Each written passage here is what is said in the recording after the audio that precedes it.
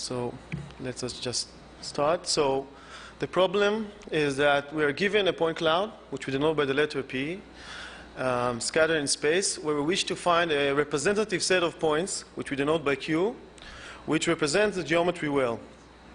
The main point of the work is definition of a projection operator, which is based on the L1 median principle, which is able to deal with complex geometry with a high noise level and outliers, as you can see in these examples, which were acquired by a structured light scanner. And the middle example was a dataset which was created by a multi-view camera. We deliberately use the term geometry and not surface because our operator does not assume that the data was sampled from a surface. Hence, it is able to work well even in areas which are non-manifold. If we take as a simple example a 2D case where we have this data sampled from two concentric circles with noise and outliers, as you can see here, let's discuss two prominent research methods for shape or surface reconstruction. So the implicit method, which aims at representing the surface as a zero-level set of some trivariate or bivariate, if it's two-dimensional function, must, to avoid the trivial solution, must add to the points some augmented data. They must add off-surface points, and this is usually done by estimating the normal and traversing along the normal to create points inside or outside the surface. Estimating a normal is usually a harder task than estimating or approximating the surface or the position, and especially in case of noise, this task may be extremely difficult, as in this example. Another method, which is known as the moving least squares, uses a local parameterization. For example, a local reference plane which is chosen by some least square functional, and approximate the surface as a function or a polynomial over this local parameterization. When the points in the data fail to satisfy this local manifold assumption, an erroneous approximation would be made. Also, the moving least square, which is based on the least square operator, is sensitive to outliers and may fit the plane erroneously, like in this example. So in general, both methods use some function space, whether it's the radial basis functions or the polynomial over some parameterization, whether it's the embedding space R3 or a local parameterization which is chosen somehow, and therefore add some assumption to the data, whether it's local orientation or any other, or the assumption that it's locally can be approximated well over a plane. In this work, we devise a method which does not assume any such thing, that is, it doesn't use any approximation space and does not use any local parameterization, but still provide a non-trivial quadratic approximation order. To get first a simple taste of the method, consider this point cloud which was acquired by a structured light scanner, and hence for all the noise and outliers. This is a Lego model, and all the noise is due to the shyness of the surface. And now our method is a simple iterative method which moves the points around until they satisfy some functional. So let me just turn this on. And you can see the points moving around until they are converging to some state where they are approximating the geometry. If we take this example I've just shown a minute ago, which is the two-dimensional case, and we project this set onto itself, we get the following result. So generally, it is able to reconstruct the geometry of these two concentric circles. And it should be noted here that the radius of influence, which I'll explain in a minute, is larger than the distance between the sheets. So I'll get to that in a minute. So what are the key ideas? So we're looking for this representative set of Q such that Q will robustly approximate the underlying geometry of P. By the word approximate, we mean that if the data was sampled from some smooth structure, whether it is a curve or a surface, generally a manifold, we want to get an approximation order. That is, the points in Q are close to to this structure. The word robustly means that we want to disregard outliers and noise. The other point is that we want those points Q to be well distributed. So we don't, to understand this point, look at those two examples where in both examples the red points are good approximation of the underlying geometry. However, on the right, the representation is sparse and there are many places in geometry where there are no points. On the left, we get a much denser approximation, and this is obviously more desirable. Another important point is that the calculation of the projection of the set will be as independent as possible from the initial guess that we start in the iterative process. This is that we can start with a crude guess and still the points will be distributed nicely. And the last and most obvious demand is that we want it to be easy to compute and a simple algorithm as possible. So the core element of the idea is using the L1 median. So in this slide, I'm describing this idea, which is a very simple and powerful one. It's not, the idea is that we have a point set. For example, consider these yellow points here. And what we are looking for is a single point Q, which minimizes the sum of Euclidean distances to these points. For example, might be the result here. The important property of the L1 median is it is insensitive to outliers. This is in distinction to the L2 mean, or the centroid, which goes to infinity if we take one point and take it away. So we want to use this notion for surface reconstruction. However, obviously choosing one point doesn't make any sense in our setting. So what we do is we localize this notion. So we want to distribute many local L1 medians across the surface. So each point where in the set Q will be a localized L1 center or median. The localization gives us another important property, which is the approximation order, since each L1 median can be written as a convex combination of the points in the set P. So the realization of the operator is as follows. So we have this data set which we call P, and we want to create the set of points Q. And we want to define it as a stationary points of some functional G. This way of defining the set Q is a preparation, so it can be easily calculated as a projection operator, since a stationary point of a functional will stay in its place after applying the functional again. So the question is, what is this functional G? And although it looks a little bit scary, it's quite simple if you dive into it. So conceptually, this functional we are looking for, its stationary points, consists of two conceptually different parts. The left part is the localization of the L1 median principle, and it works as follows. We use some localization function we call theta, which is a fast decreasing and smooth function with a support size, let's say we call it age. So the left part says that each point in the set Q, if we consider its neighborhood of points, which is defined by theta, it exactly lies in the L1 median center of its neighborhood.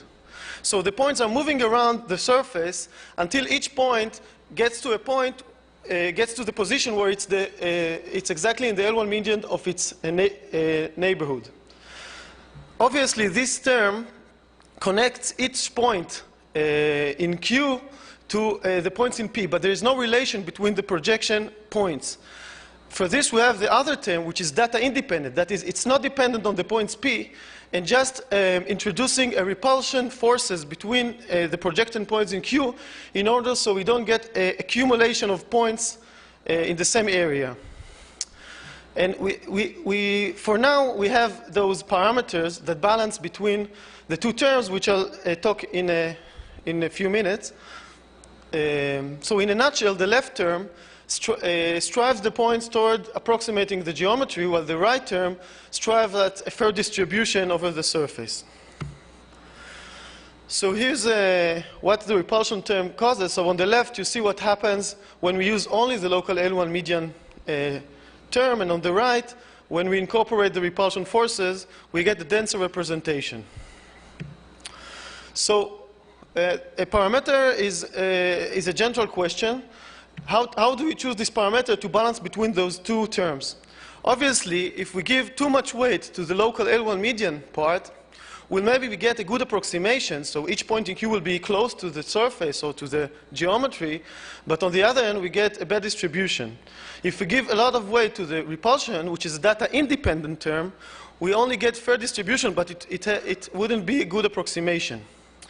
The good news in this context is that those parameters can be chosen constructively such that we can have different repulsion forces but still maintain an approximation order of the points Q. The approximation order, it means in simple language that the points in Q would be close to the surface in case the points were sampled from the surface. So let me just repeat on that a little bit accurately, where this is the main theorem which is proved in the paper, that if the data of the point set was sampled from a surface, then the projected set of Q is a quadratic approximation in the size h, the support size of the theta, to the surface. So if the size is h, the points in Q are generally some constant time h squared.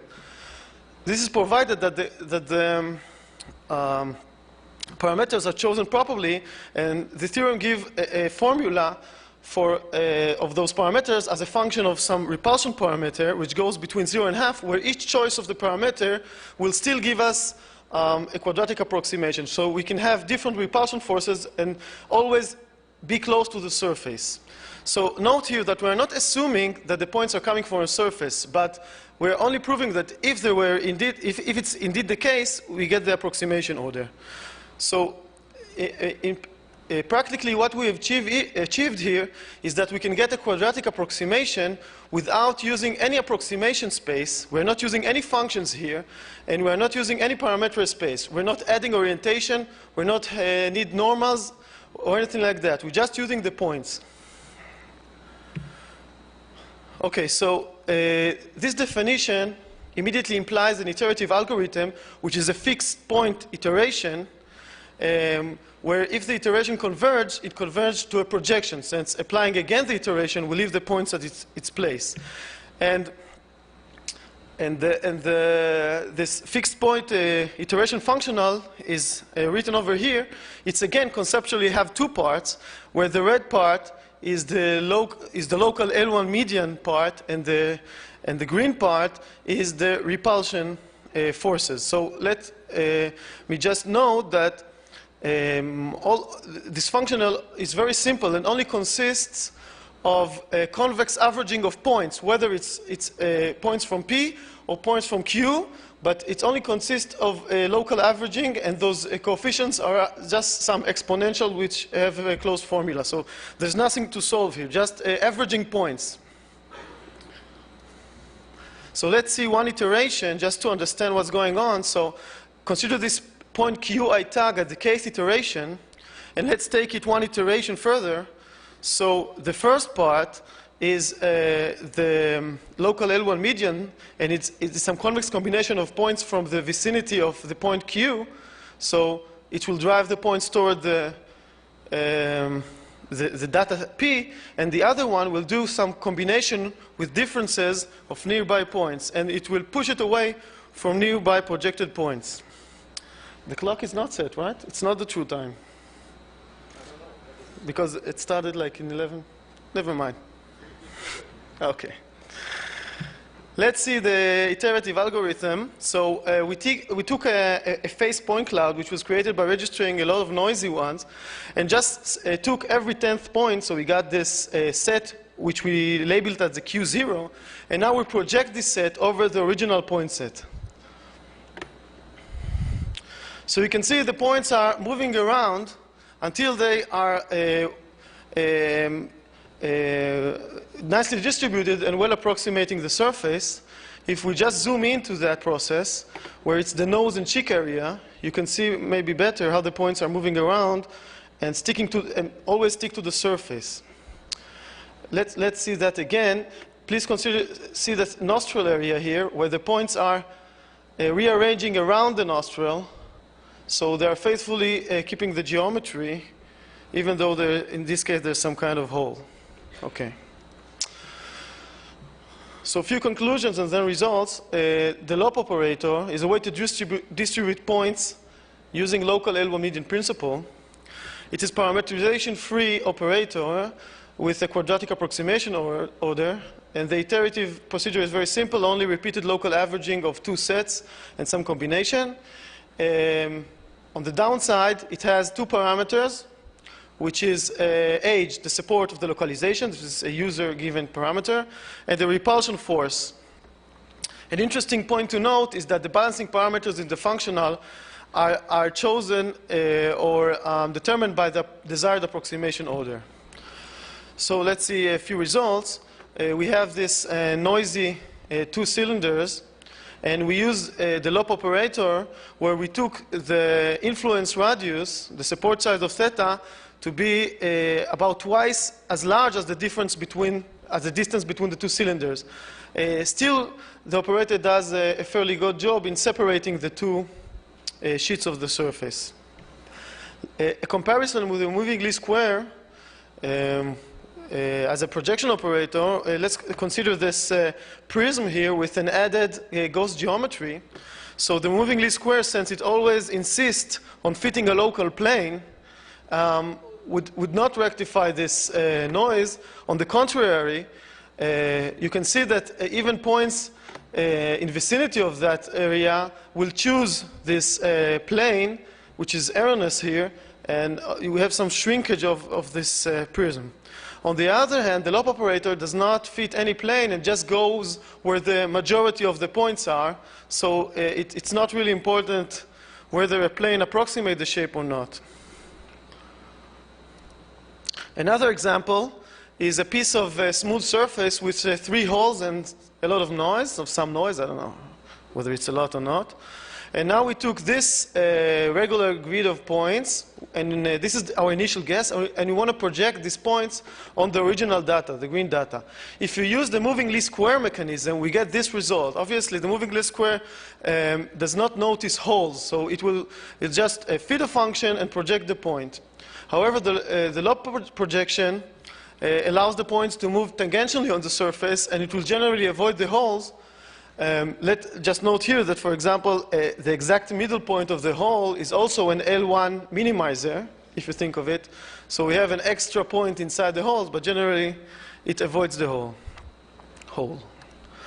To see the independence of the initial guess, we took this example where the point set is this part of a sphere with two holes, and we took this very crude initial guess of points, the red points, which are ordered in some three-dimensional matrix, and projecting these points on the green point cloud will result in a iteratively process where you see here a few of the time steps, where you can see the points are spreading around, sticking to the surface until they reach a point where they are well distributed and approximating the geometry. So when we're doing some distribution of points, the points always stick to the surface because they have an approximation order, but they also will repel each other because for the points here in the back, no one is satisfying those L1 medians functionals. Here's the Lego model again. In this case, we used two different age values. So we started with a big age, and then we turned to a smaller age. This is due to the fact that we want a distant outlier to stick to the surface, and then we can decrease age so that the details won't be smoothed out. Generally, you can use different age values for different areas, but we didn't do that. Let's see a zoom in of that.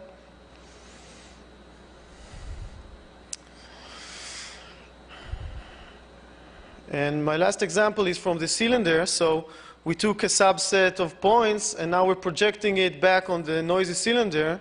Here we're using two scales of repulsion. We start with a small repulsion value, and then we enlarge it. And you can see how the points are spreading in the two sheets. That's about it. Thank you.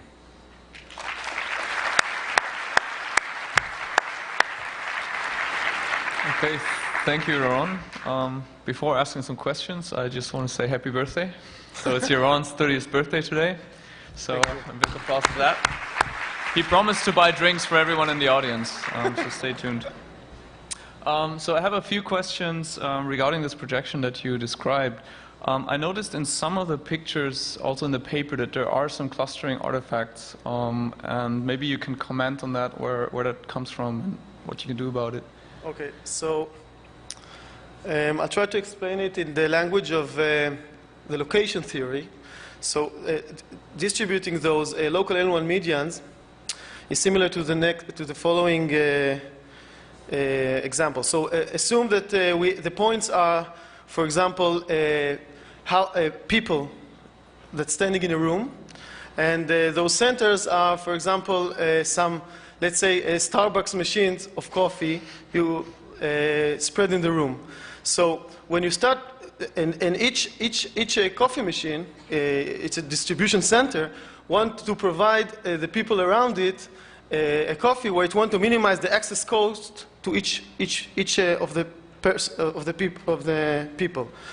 So when you start adding those coffee machines in the room, first of all, the points, since they don't need to fight for the same customer, they can spread around, and there's no, so the repulsion forces between the different machines will cause it to spread in the surface. When we add on the room, when we add more and more machines, you can think of it that, for example, if we take the number of machines equal to half of the number of the people, you will get more machines where there are more people around, because it will be it has a less